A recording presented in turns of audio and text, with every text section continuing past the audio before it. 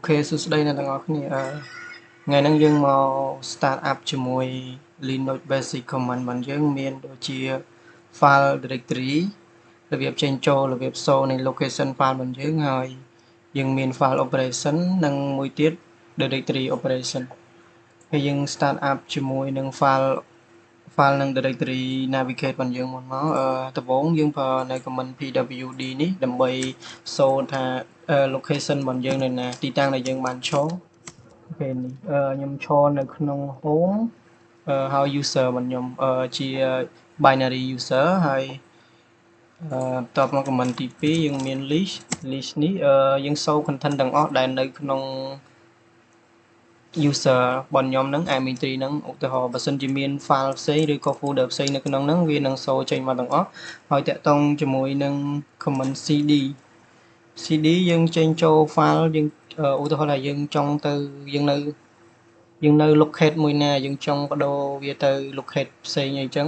យើងអាចប្រើ command cd នេះបាន command cd នេះវាសំខាន់ដោយសារយើងប្រើវាដើម្បីចេញចូល file ដូចយើង double click file នៅលើ Windows អញ្ចឹងពេលខ្ញុំ cd ឥឡូវខ្ញុំចង់ចូលទៅក្នុង folder ខ្ញុំមួយឈ្មោះ lesson អូខេនេះអ្នកគ្នាឃើញនៅក្នុង folder lesson របស់ខ្ញុំមាន folder 3ទៀតហើយឥឡូវខ្ញុំ pwd ដើម្បីសូ location របស់ខ្ញុំថាខ្ញុំនៅណានេះអ្នកទាំងអស់គ្នាអាចមើលនៅក្នុង path file បានខ្ញុំនៅក្នុង home ឈ្មោះ user ហើយនិងឈ្មោះ folder របស់ខ្ញុំអូខេសម្រាប់cd ចុច2នេះអាហ្នឹងយើងចេញទៅយើង go back មានន័យថាយើងត្រឡប់ទៅក្រោយវិញអូខេឥឡូវហ្នឹងយើងនៅក្នុង dươngនៅក្នុង lesson នៅក្នុង user មួយនៅក្នុង folder ឈ្មោះថា lesson ខ្ញុំចង់ចេញទៅក្រៅទៅក្នុង user របស់ខ្ញុំឈ្មោះ admin3 អូខេខ្ញុំ cd ហើយខ្ញុំចុច2មកនេះឥឡូវហ្នឹងឃើញយើងចេញមកខាងក្រៅយើងចេញមក step យើងចេញពីfolder ឈ្មោះ linux lesson យើងចេញមកខាងក្រៅជាមួយនឹង user របស់យើងហើយសម្រាប់ comment cd backslash នេះយើងប្រើសម្រាប់ទៅកាន់ root root ហ្នឹងជាគេ root ហ្នឹងគឺជា super user របស់យើងដែលយើងបង្កើតដំបូងមកវា control ទៅលើ file ឬក៏ folder ធំហ្មងអូខេខ្ញុំទៅ root អូខេនេះគឺជា root pwd យើងចង់ទៅចេញចូល root របស់យើងគ្រាន់តែ ycd ហើយ slash មកវាចេញចូលហើយយើងចង់ដឹងថានៅក្នុង root របស់យើងមានអីយើង ls មកបើន័យថា list ហ្នឹងដូចបាននិយាយអញ្ចឹងចង់សូអីដោយដែលនៅក្នុង folder មួយហ្នឹងឬក៏ទីតាំងមួយហ្នឹងយើងប្រើ list ហ្នឹងមកវាសូមកទាំងអស់មកគេនេះជា root របស់យើងហើយពេលយើងទៅ comment បន្ទាប់យើងមាន file operation សម្រាប់ file operation យើងមានរបៀបនៃការបង្កើត file របៀបបង្ហាញតាមរយៈ echo ហើយមួយទៀតគឺ cat ហ្នឹងក៏បង្ហាញដែរហើយអានេះ copy ពី file មួយទៅ file មួយហើយយើងមានមួយទៀតគឺ remove file ហ្នឹងមកហើយយើងដាក់ឈ្មោះfile របស់យើងដាក់ឈ្មោះទៅគេខ្ញុំឧទាហរណ៍ t1 នេះcomplete path file នេះបង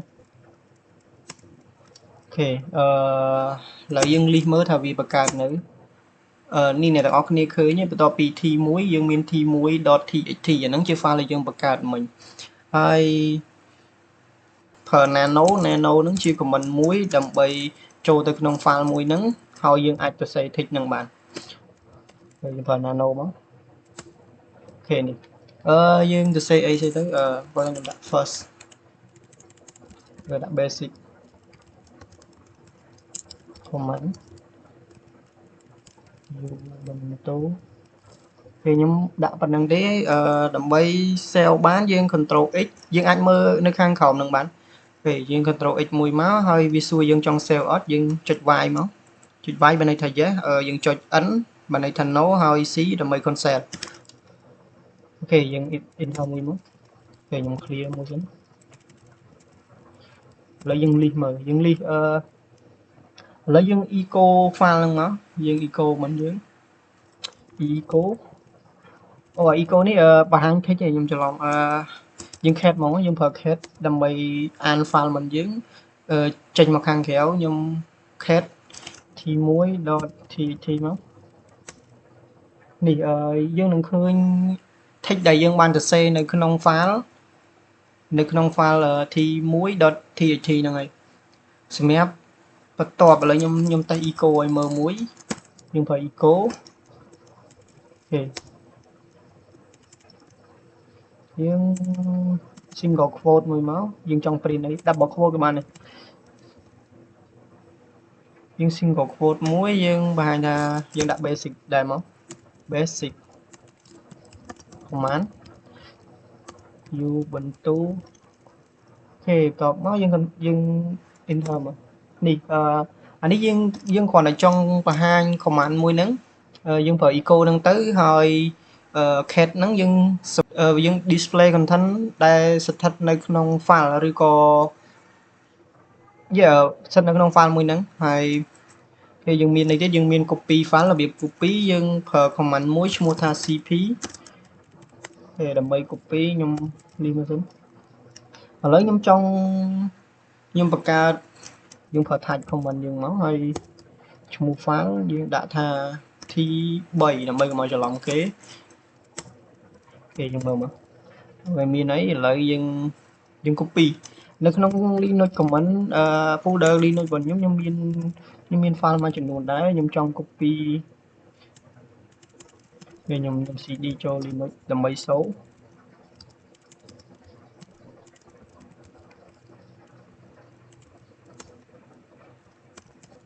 យើង list មកអូខេនៅក្នុងនេះខ្ញុំមាន file មួយចំនួនអញ្ចឹងខ្ញុំចង់ copy វាទៅក្នុង t3 របស់យើងឥឡូវខ្ញុំ cd 2 ដងដើម្បីចេញវាសិនអូខេខ្ញុំ ខ្ញុំ CP ខ្ញុំ copy ដាក់ SO មិនន័យថាខ្ញុំយកទាំងអស់ទាំង file ទាំង folder នៅក្នុងហ្នឹងហើយខ្ញុំវាយ folder យើងឈ្មោះ folder របស់យើងដែលយើងចង់ copy ហើយទៅកាន់ path file ទៅកាន់អីគេអូខេទៅកាន់ T3 ទៅកាន់ T3 អូខេ T3 ជា file ទៅកាន់ T2 អូខេ T2 យក T2 ខ្ញុំ enter អូខេឥឡូវយើងចង់ដឹងមើលថានៅក្នុង TP ហ្នឹងវា TTP ហ្នឹងវាមានfile ដូចជា M1 M2 ឬក៏ network check SH ហ្នឹងទៅមានអត់យើង CD ចូលទៅក្នុង TP ដើម្បីយើងមើលពេលឥឡូវយើងនៅក្នុង TP យើង PWD មើលពេលនៅក្នុង TP យើង list វាមើលមកនេះអ្នកទាំងអស់គ្នាឃើញT1 Linux T1 គេយើងចូលទៅ comment យើងចូលទៅមិញយើង copy Linux ហ្នឹងយើង copy folder Linux ហ្នឹងចូលមកក្នុង TP ចំណុចបន្ទាប់យើងចូលទៅរបៀបនៃការ remove file សម្រាប់ OM យើងប្រើ OM មានន័យថាវា OM ពាក្យកាត់របស់វាពាក្យពេញ remove ហ្នឹងអីហើយយើងចង់ delete folder មួយណាសម្រាប់ OM ដែលអត់មាន -o អញ្ចឹងយើង delete បានតា folder ដែលតទេឬក៏ file តទេបើសិនជានៅក្នុង folder ហ្នឹងមានអីមានដូចជា file មានដូចជារូបភាពអីអញ្ចឹងយើងអត់អាចប្រើ comment OM ទេហើយយើងត្រូវដាក់ O មួយទៀតដើម្បីបញ្ជាក់ថាខ្ញុំនឹងលុបទាំងអស់ទាំង file ទាំង folder មួយហ្នឹងមកអូខេឥឡូវខ្ញុំតេស្តឲ្យអ្នកទាំង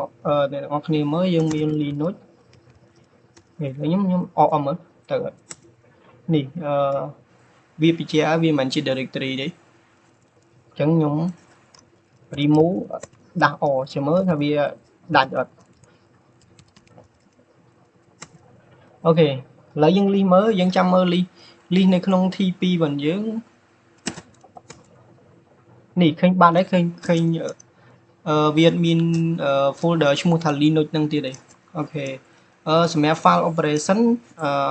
បញ្ចប់ប៉ុណ្ណឹងយើងចូលទៅ file directory operation របស់យើងម្ដងរបៀបបង្កើត file របៀប remove របៀបបង្កើត remove folder និង remove folder ដោយប្រើអា -o ធំមិញហ្នឹងដែលវាមាន file ឬក៏ content ផ្សេងៗដែលស្ថិតនៅក្នុង folder មួយហ្នឹងអូខេយើងឥឡូវយើងចាប់ផ្ដើមជាមួយការបង្កើតជាមួយនឹង file ទៅមកយើងប្រើ comment មួយឈ្មោះថា mkdir make directory ហើយយើងសរសេរឈ្មោះ folder យើងចូលមកគេខ្ញុំអត់មានអីមានតែហ្នឹងគេខ្ញុំប្រើ mkdir គេដាក់C ចុះកុំឲ្យ8 C1 ធំ C1 ទៅ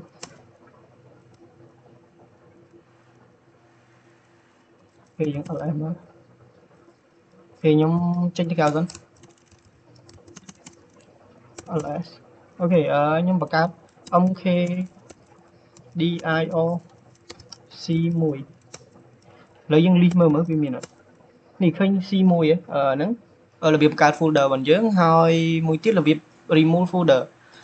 folder យើងប្រើ OM របស់យើងមិញមក OMKDIO remove directory មែនតែបង្កើតមិញឥឡូវយើងលុបវាចោលវិញហ្មងC1 អូខេ enter មកយើង list វាមកនេះឃើញវាទៅបាត់អស់អត់មួយទៀតរបៀបបង្កើតរបៀប remove ដែលប្រើ -o ហ្នឹងយើងបានបញ្ជាក់វានឹងមិញហើយឥឡូវយើងឧទាហរណ៍វាម្ដងទៀតដើម្បីឲ្យច្បាស់ខ្ញុំបង្កើត folder មួយខ្ញុំដាក់ថា C2 ខ្ញុំ list មើលអូខេ C2 យើងបង្កើតហើយយើង CD ចូលទៅក្នុង C2 ហ្នឹងមក CD អាត់ file របស់យើងមក C2 អូខេឥឡូវយើងនៅក្នុង C2 ដែលវាអត់មានអីសោះហ្មងយើង touch file ហ្នឹងមានន័យថាបង្កើត create file របស់យើងមកអូខេយើងដាក់ថា O1 public ដាក់ path វាអត់ដាក់ path ក៏បានអូខេឥឡូវខ្ញុំសុំ om delete វាចោលមក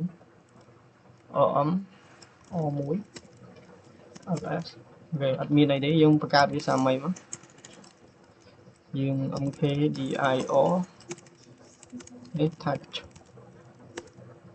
touch file យើងដាក់ថា o1.txt អញ្ចឹងទៅឧទាហរណ៍ទេឥឡូវយើងបាន file មួយដែលស្ថិតនៅក្នុង folder cp របស់យើងហើយយើងចេញពី cp សិនមកcd ពេល cd ហើយបើចង់ចេញកុំភ្លេច space មួយបង space ហើយចុច2នោះយើង list វាមកយើងមាន cp ហើយ lesson ហើយនៅក្នុង cp របស់យើងមានfile មួយឈ្មោះថា o1.txt ឥឡូវខ្ញុំតេស្តជាមួយនឹង om អត់ dash o ឲ្យវា delete កាត់នេះវានៅតែ delete អត់កើតអញ្ចឹងដើម្បី delete folder មួយដែលស្ថិតនៅក្នុងដែលមាន file មានឬ content ផ្សេងៗដែលក្នុង folder មួយហ្នឹងយើងត្រូវប្រើ command មួយឈ្មោះថា dash o ហ្នឹងហើយយើងប្រើ om មកហើយយើង dash o ហើយយើង remove វាចោលយើង remove cp ហ្នឹងហ្មងអ្នកទាំងអស់គ្នាចាំផងថានៅក្នុងអូខេនៅក្នុង folder របស់យើងមាន folder 2យើងមាន ctp ហើយនឹង lesson ហ្នឹងឥឡូវខ្ញុំ remove cp ចោលចាំមើលវានៅសល់តែ lesson ថាវានៅសល់ហ្នឹង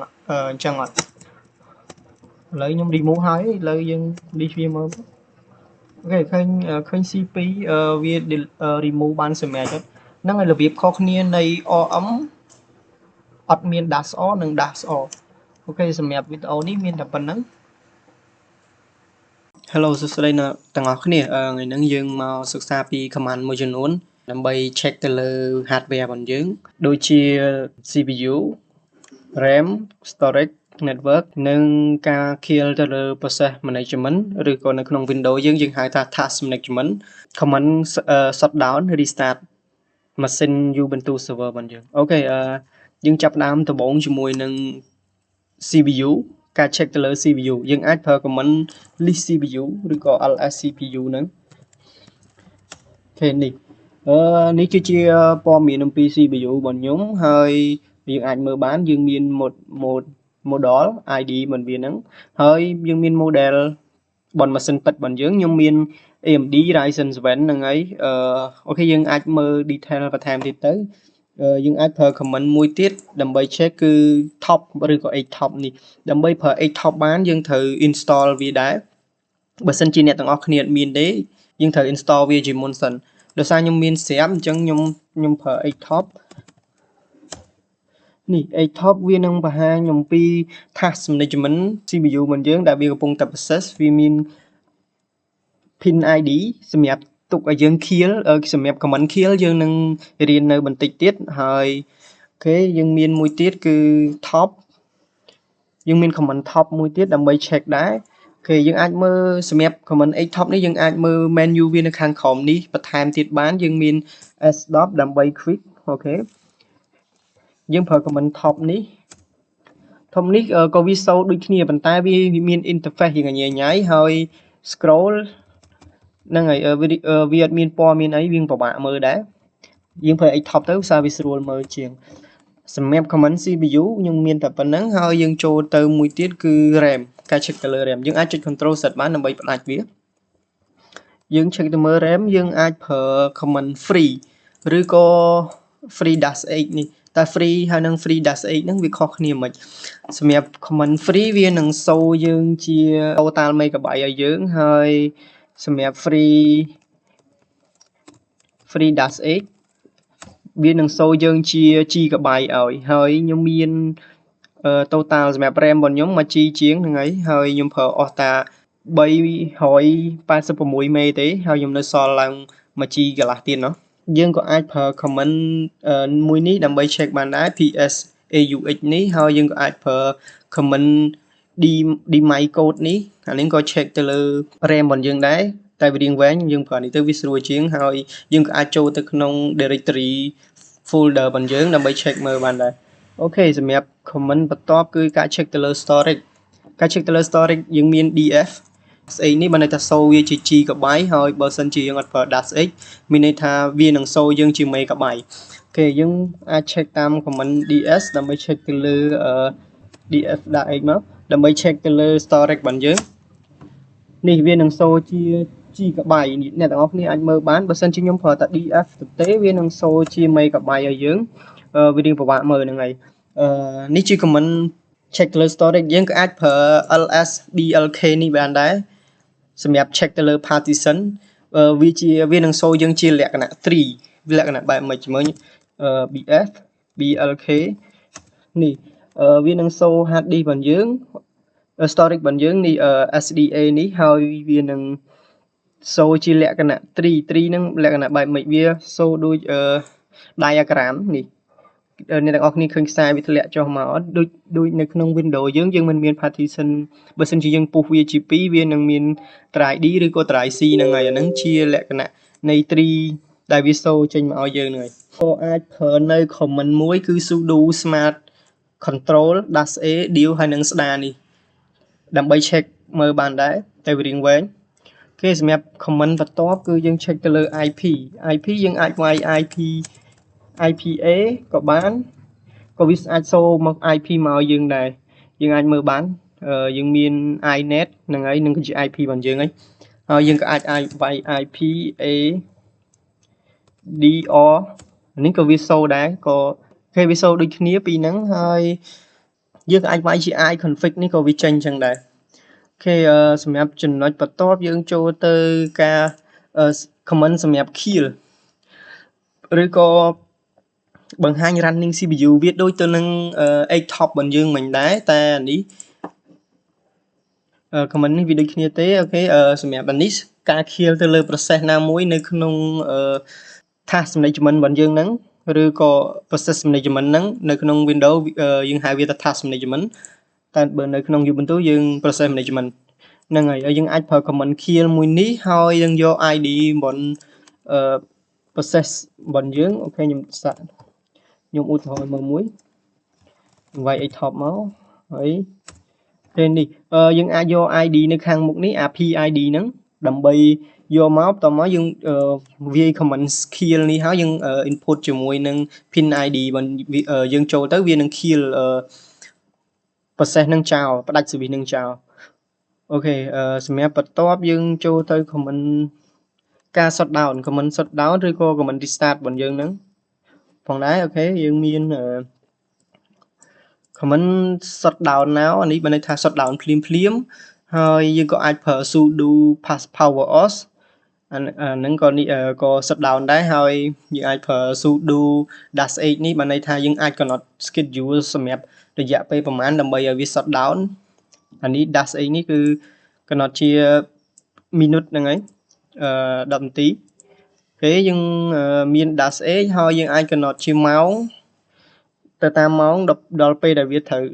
shutdown វានឹង shutdown ហើយយើងមាន comment មួយទៀតគឺ comment -c នេះបានន័យថា cancel អា schedule ដែលយើង set -h នេះចូលហ្នឹងហើយអូខេសម្រាប់ចំណុចបន្ទាប់យើងចូលទៅ comment restart ហើយយើងមាន sudo reboot ហ្នឹងហើយអានេះគឺវានឹង reboot ម៉ាស៊ីនយើងស្មើនឹង restart ហ្នឹងហើយយើងមាន shutdown -r ហើយ complete time now បងបើអត់ time វាអត់ដើរទេយើងមាន sudo ហើយយើង shutdown ហ្នឹងហើយយើង -r នេះដើម្បីកំណត់រយៈពេលស្តៀងនឹង -h នេះដែរហេមានតែប៉ុណ្្នឹងសម្រាប់ comment shutdown ឥឡូវហ្នឹងខ្ញុំ shutdown ឲ្យអ្នកទាំងអស់គ្នាមើលមួយខ្ញុំប្រើ comment sudo shutdown now អានេះ comment សម្រាប់បិទម៉ាស៊ីនតោះមកយើងដាក់ password យើងចូលចាំផ្លែតវានឹង shutdown ម៉ាស៊ីនឥឡូវវា shutdown បាត់ហើយខ្ញុំសុំ skip សិន shutdown វិញឥឡូវខ្ញុំ turn on ម៉ាស៊ីនហើយខ្ញុំខ្ជិលបង្ហាញអ្នកនរគ្នាដោយសារវាយូរផ្លាច់ពេលយើងបើកម៉ាស៊ីនថ្មីវាចាំយូរបញ្ចេញ color បន្ទាប់សម្រាប់ comment បន្ទាប់យើងមាន comment restart យើងអាចប្រើ sudo reboot នេះទៅឬក៏ shutdown -on ដើម្បី reboot ទៅអូខេខ្ញុំ បើ comment sudo reboot ហ្មងទៅ sudo reboot អូខេឥឡូវវា reboot ម៉ាស៊ីនហើយនេះអ្នកនរឃើញបើសិនយើង shutdown វានឹងបិទ visual box របស់យើងហ្មងតែឥឡូវវា restart បាត់ហើយអូខេសម្រាប់វីដេអូរបស់ខ្ញុំមានតែប៉ុណ្្នឹងសង្ឃឹមថាអ្នកនរគ្នាយល់អរគុណ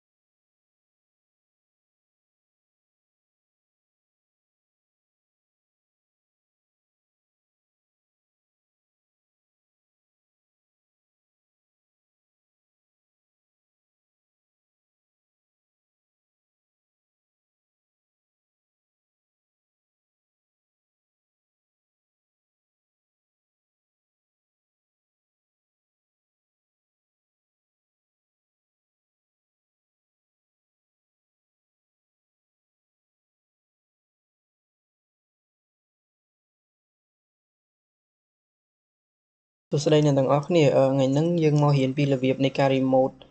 ពី PowerShell ក្នុង Windows របស់យើងទៅកាន់ Ubuntu server តាមរយៈ SSH យើងមាន command line 6 command នេះសម្រាប់យកទៅប្រើប្រាស់ដូចជា update ទៅលើ Ubuntu ការ install ទៅលើ SSH ការ check ទៅលើ status SSH enable SSH របស់យើងហើយនឹង allow ជាមួយនឹង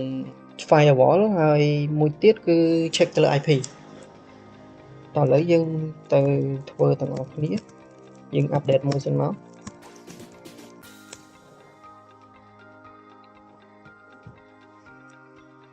បន្ទាប់ពីយើង update ហើយជំហានបន្ទាប់យើងធ្វើការ install ទៅលើ OpenSSH របស់យើងឬក៏ SSH ហ្នឹង That's why បានន័យថាយើងយល់ព្រមក្នុងការ install SSH របស់យើងចូល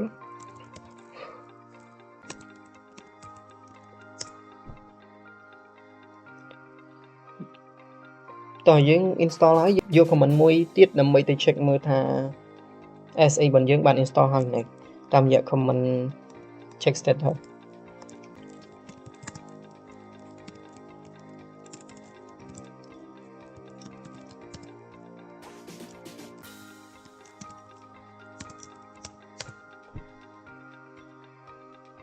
ឃើញថា SA របស់យើងបាន install បានជោគជ័យតែឥឡូវហ្នឹងយើងអត់ទាន់បាន disable វាឲ្យទៅជា enable ដើម្បីឲ្យវា active ឡើយទេរបៀបនៃការ enable វាយើងប្រើទៅ command មួយគឺ command enable មួយនេះយើងសេ sudo system control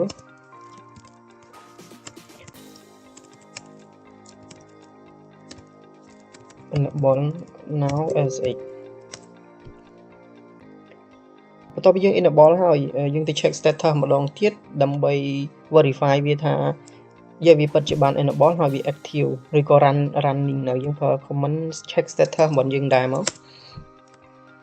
នេះឃើញថាវា active ហើយវា enable បានជោគជ័យហើយ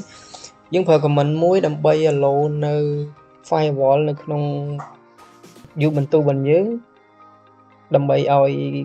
PowerShell command របស់យើងអាចពី Windows ហ្នឹងអាច remote ចូលទៅបានតាមរយៈ command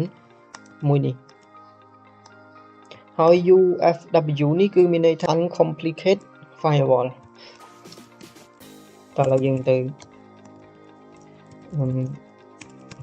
allow ទាំងអស់គ្នា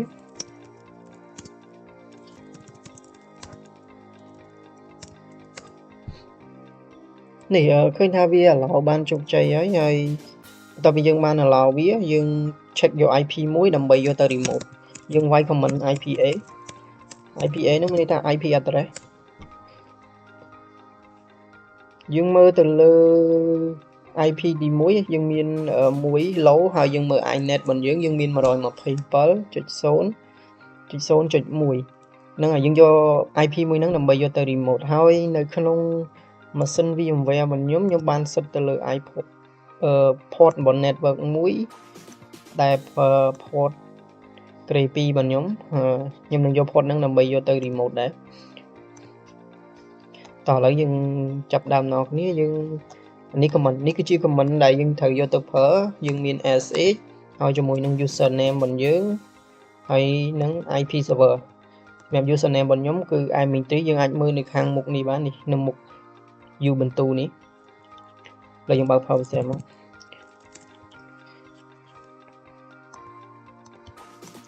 យើងវាយជាមួយនឹង SSA ឈ្មោះ user add ជាមួយនឹង IP domain 127.0.0.1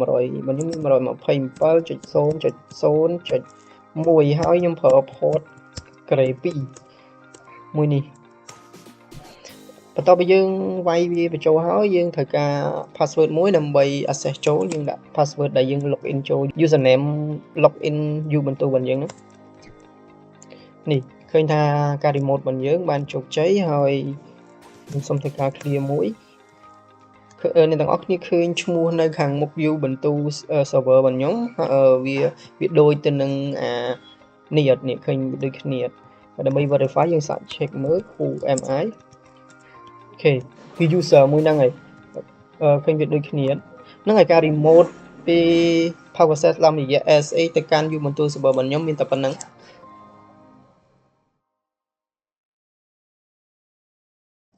សួស្តីអ្នកទាំងអស់គ្នាថ្ងៃនេះយើងនឹងមកសិក្សាបន្តអំពី basic command Ubuntu របស់យើងបន្តទៀតថ្ងៃនេះយើងនឹងរៀនអំពី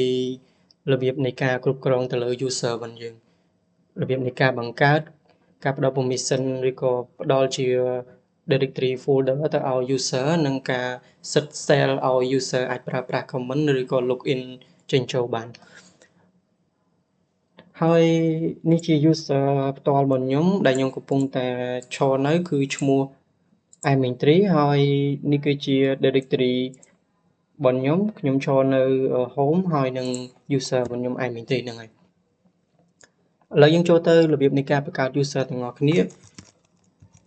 យើង command sudo ជា root ហើយយើងប្រើ user add បង្កើត user ហើយ -m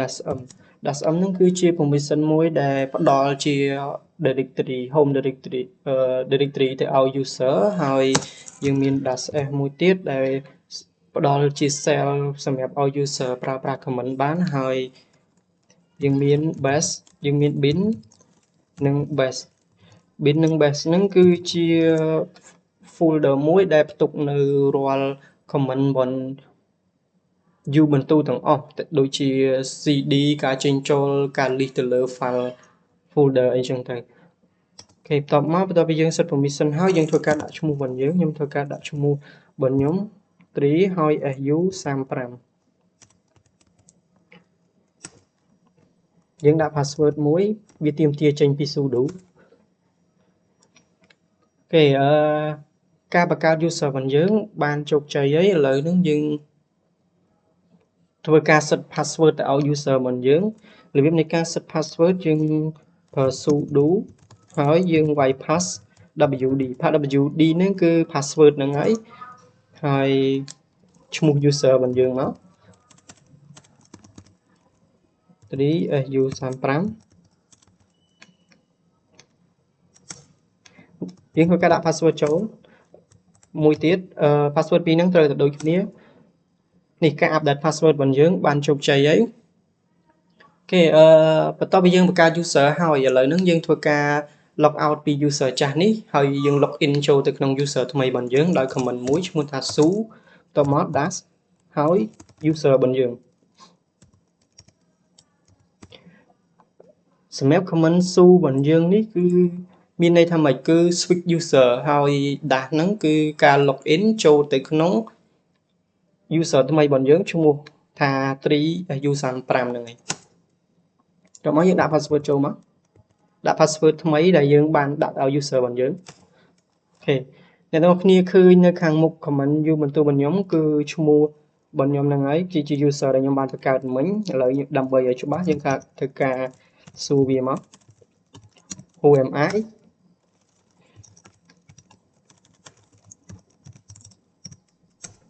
នេះឥឡូវហ្នឹងខ្ញុំនេះជា user ដែលខ្ញុំកំពុងតែឈរនៅផ្ទាល់យើងអាចប្រើ comment pwd មួយទៀតដើម្បី print ថា directory file ដែលយើងឈរទីតាំងដែលយើងឈរបច្ចុប្បន្នហ្នឹងនៅណាអ្នកនរគ្នាបានឃើញទេនេះគឺជា home ហើយឈ្មោះ user របស់ខ្ញុំរបៀបនៃការចូល check ទៅមើល user របស់យើងអាច check តាម comment មួយឈ្មោះថាអូខេយើងប្រើ cat ដើម្បីចូលទៅក្នុង etc បន្ទាប់មក password របស់យើងហ្នឹងហើយ get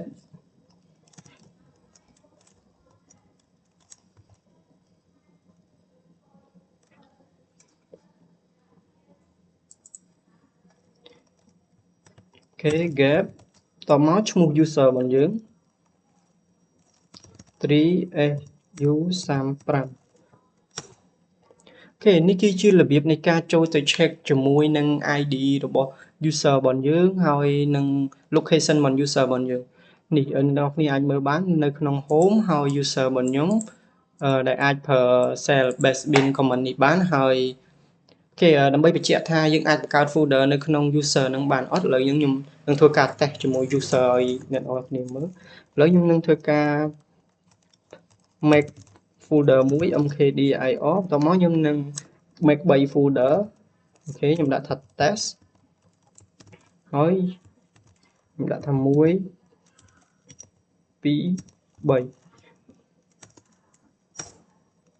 ឥឡូវយើង list មើលមកនេះអ្នកនរគ្នាឃើញថាយើងអាចប្រើប្រាស់ជាមួយនឹងcomment ដែលអាចឲ្យ full user របស់យើងអាចចេញចូលបង្កើត directory អីបានឥឡូវខ្ញុំធ្វើការចូលទៅក្នុង test មួយtest 1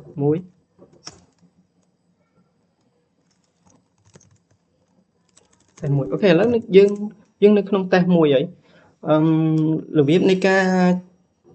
បើសិនជាអ្នកទាំងអស់គ្នាចូលក្នុង user យើងហើយយើងចង់ switch ទៅ user ចាស់របស់យើងវិញយើងគ្រាន់តែប្រើ comment អូខេយើង back មួយមកយើងគ្រាន់តែប្រើ comment មួយឈ្មោះថា su ហ្នឹង switch user របស់យើងនឹងមកហើយបន្ទាប់មក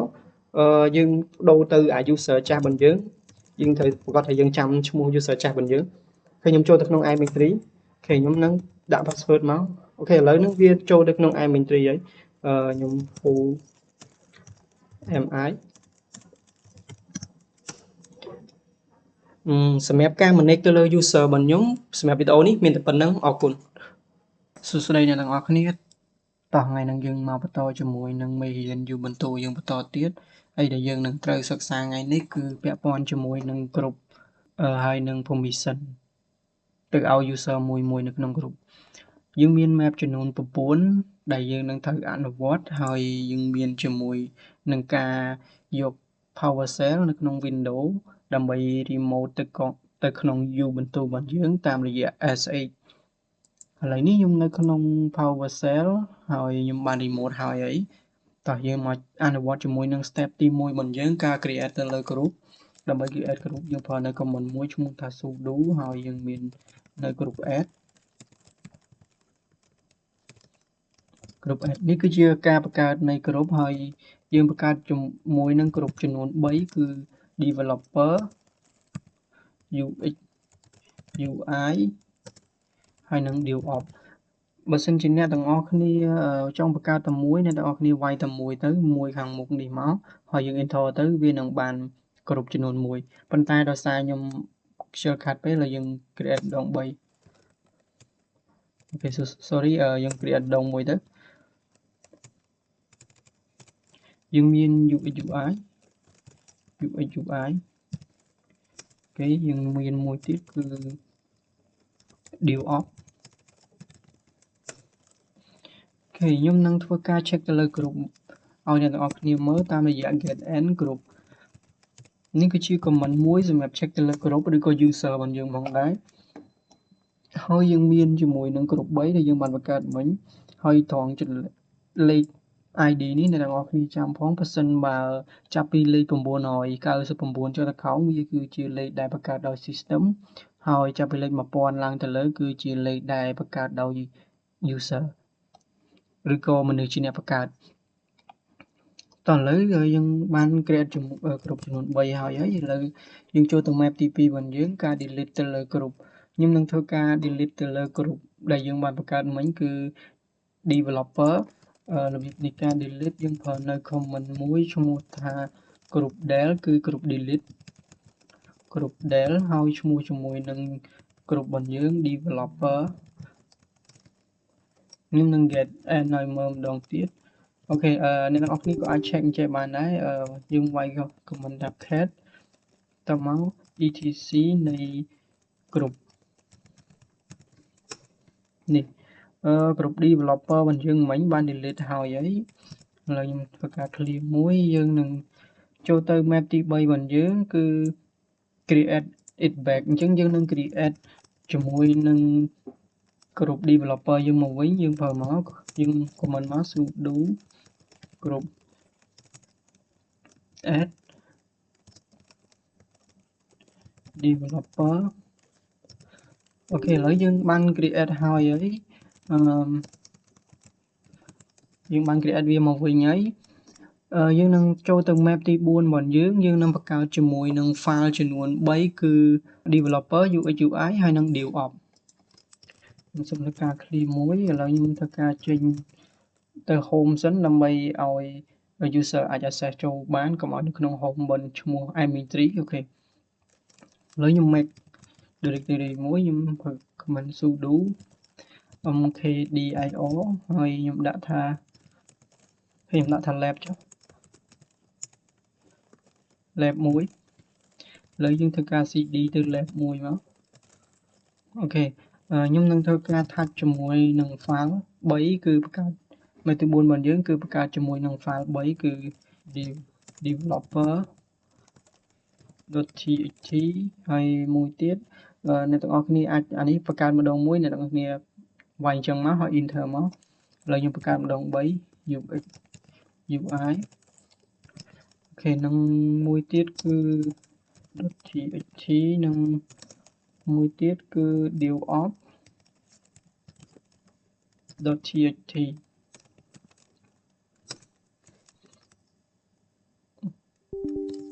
ខ្ញុំប្រើ command sudo មកអូខេឥឡូវនេះយើងបានបញ្ចប់ជាមួយនឹង map ទី4របស់យើងឥឡូវយើងចូលទៅ map ទី5យើងនឹង list វាជា long list អូខេយើង ls -l គឺ long list អ្នកទាំងអស់គ្នាអាចមើលបាន long list វានឹងសូបែបនេះគឺមាន permission អ្នកបង្កើតហើយនឹងថ្ងៃខែនៃការបង្កើតនៃ file នីមួយៗអូខេឥឡូវយើងចូលមកចំណុចទី6របស់យើងនឹង change permission file ទាំងអស់ទៅជា755តើអ្វីទៅជា755គឺជាចំនួនលេខដែលបានបូកបញ្ចូលគ្នារបស់ permission មួយដូចជា read write ហើយនិង execute ឧទាហរណ៍ថានេះយើងមានឃើញលេខមាន3ខ្ទង់អញ្ចឹងអាដើមនេះតំណាងឲ្យ owner អាទី2គឺតំណាងឲ្យ group owner ហើយនិងអាទី3គឺតំណាងឲ្យ elder អូខេឥឡូវយើងមកមើលចំនួនលេខនេះបន្តិចមកលេខ7នេះវាកើតចេញពី read write ហើយនិង execute គឺ read គឺស្មើ4 write គឺស្មើ2ហើយ execute គឺស្មើ1ហើយលេខ5នេះវាកើតចេញពីគេយើងមើលលេខនេះលេខប្រមាណបូកបញ្ចូលគ្នាមិនបាន5អានេះវាកើតចេញពី read ហើយនិង execute អញ្ចឹងអាលេខ5នៃ group owner នេះវាអាច write បានទេហើយ elder នេះក៏អាច write បានដែរនេះគឺជានិយមន័យនៃលេខ755ឥឡូវយើងនឹងធ្វើការ change mode វាមកយើង sudo change mode change mode អូខេនៃគេ755នៃ file ទាំងអស់ដែលមាន .txt អូខេឥឡូវខ្ញុំនឹងធ្វើការ list ឲ្យមើលអ្នកនរគ្នាចាំ color មិន tick នេះផងបើសិនបើវា color ពណ៌រៀងបៃតងចេះវានឹងមានន័យថាយើងបាន change mode វាបានសម្រាប់អីឥឡូវហ្នឹងយើងនឹង list វាជា long list ម្ដងទៀតនេះគឺបែបនេះអ្នកនរគ្នាអាចមើលបាននេះគឺជាអីដែលខ្ញុំនិយាយមិញគឺ read write execute គឺស្មើនឹងលេខ7នេះហើយ OX នេះគឺស្មើនឹង x បូក o 4បូក1គឺ5ហើយ OX នេះដូចគ្នា4បូក1បូក5អញ្ចឹងវានឹងស្មើនឹងលេខ755នេះហើយសម្រាប់ចំណុចបន្ទាប់យើងនឹងធ្វើការ group ទៅលើ developer and UI កុំឲ្យវា access ទៅកាន់ DevOps បានដើម្បីធ្វើអញ្ចឹងបានយើងត្រូវការចំនួននៃ user 3បើសិនជាជាក់ស្ដែងប៉ុន្តែដោយសារនេះគ្រាន់តែជាឧទាហរណ៍ខ្ញុំសូមបង្កើត user ទៅ2ទេដោយសារយើងគ្រាន់តែយកទៅតេស្តថា user ដែលនៅក្នុង group UX UI ហើយនិង developer នេះតើវាអាច access ទៅកាន់ DevOps បានអត់អូខេឥឡូវដំបូងយើងធ្វើការបង្កើតជាមួយនឹង user មកយើងប្រើ command sudo user add ជាមួយនឹងខ្ញុំសូមធ្វើការប្រើ user មួយឈ្មោះថា dev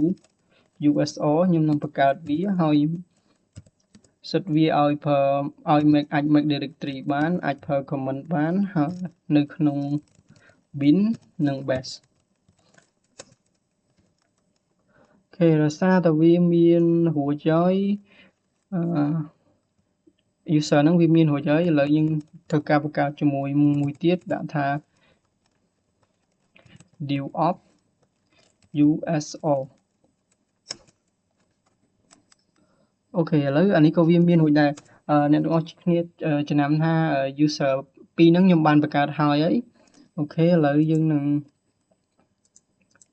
ដើម្បីកុំឲ្យវា access បានយើងត្រូវ add user មួយចូលទៅក្នុង group សិនឥឡូវយើងធ្វើការដាក់ password ទៅឲ្យ user មួយសិនមកយើងប្រើ command sudo pass wd នៃ user របស់យើងមកdev uso 123អូខេឥឡូវខ្ញុំធ្វើការដូរមួយទៀតទៅឲ្យ DevOps អូខេឥឡូវយើងបានដាក់ password ឲ្យវាហើយយើងនឹងធ្វើការ add វាចូលទៅក្នុង group មួយតាមឈ្មោះរៀងខ្លួនអូខេរបៀបនៃការ add user ចូលទៅក្នុង group មួយយើងអាចប្រើតោះសម្រាប់ command បន្វាយើងប្រើនៅ sudo user mode នៃ group មួយណាយើងបោះឲ្យវា A គឺ append ឬក៏ add ហើយ group បន្ទាប់មក group name របស់យើងគឺអីគេយើងមាន developer យើងមាន group developer ទៅឲ្យគេខ្ញុំទៅឲ្យ dev នៃ user គឺជា user របស់យើងមិញគេឥឡូវយើងមានមួយឥឡូវយើងប្រើមួយទៀតខ្ញុំនឹងឲ្យ dev នៃ user របស់យើងអាច access ចូលទៅ UX ឲ្យវា add ទៅក្នុង UX UI អូខេហើយមួយទៀតគឺ dev op ខ្ញុំឲ្យ user dev op អាច access ទៅកាន់add វាចូលទៅក្នុង group ឈ្មោះថា dev op ដូចគ្នា dev op អូខេឥឡូវយើងបាន add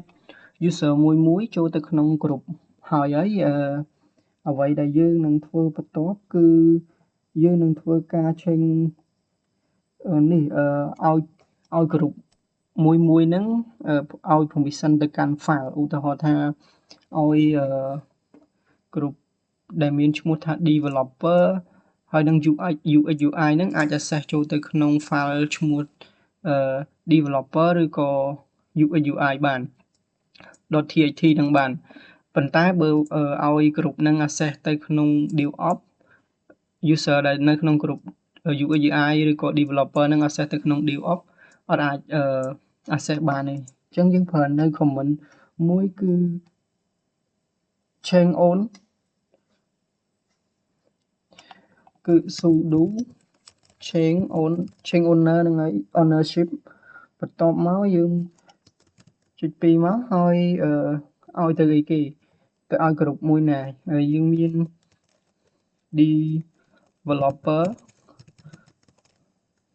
developer ទៅកាន់គេទៅកាន់ developer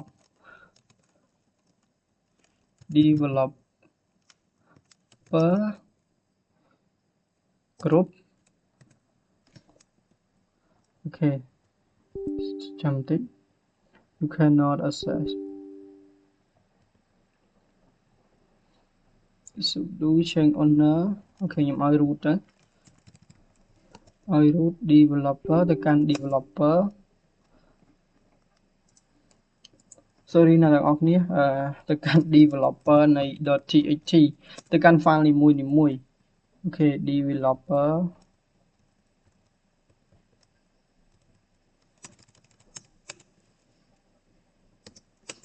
អូខេឥឡូវយើងបាន add មួយហើយ add group អាច access ទៅកាន់ developer group នៃ developer អាចទៅកាន់ file មួយឈ្មោះថា developer.txt ហើយយើងនឹង change មួយទៀតgroup នៃ UX UI អាច access ទៅកាន់ UX នៃ UX UI .txt បានហើយ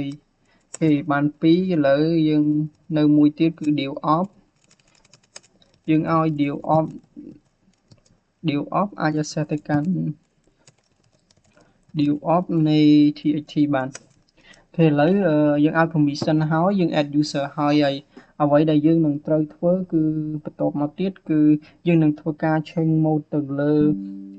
developer នៃ UX UI developer និង UX UI ដែល user នៅក្នុងនោះកុំឲ្យវា access ទៅកាន់ dev op បានយើងអាចប្រើ comment ដដែលមកយើងប្រើ sudo យើង change mode វា change mode នៃអីគេ770ហ្នឹងមានន័យថាowner អាច read write execute បានគ្រប់ owner អាច read write execute បានហើយ elder ដែលអ្នកផ្សេងក្រៅពីម្ចាស់គ្រប់ហ្នឹងគឺអត់អាចធ្វើអីបានទាំងអស់ហ្មងតោះមកយើងឲ្យវាទៅគេទៅ dev op .txt អូខេ ឥឡូវការងារទី8របស់យើងបានបញ្ចប់ហើយយើងនឹងចូលទៅដល់ map ទី9របស់យើងគឺ clarify user ដែលស្ថិតនៅក្នុង DevOps និង UX UI កុំឲ្យវា access ទៅកាន់ DevOps បានដើម្បីធ្វើអញ្ចឹងបានយើងត្រូវការ switch ជាមួយនឹង user មកយើង login ចូល user មក su អាហ្នឹងគឺ switch user ហើយគេ deal នៃ op នៃ uso គេយើងវាយ password ចូលមកគេឥឡូវយើងស្ថិតនៅក្នុង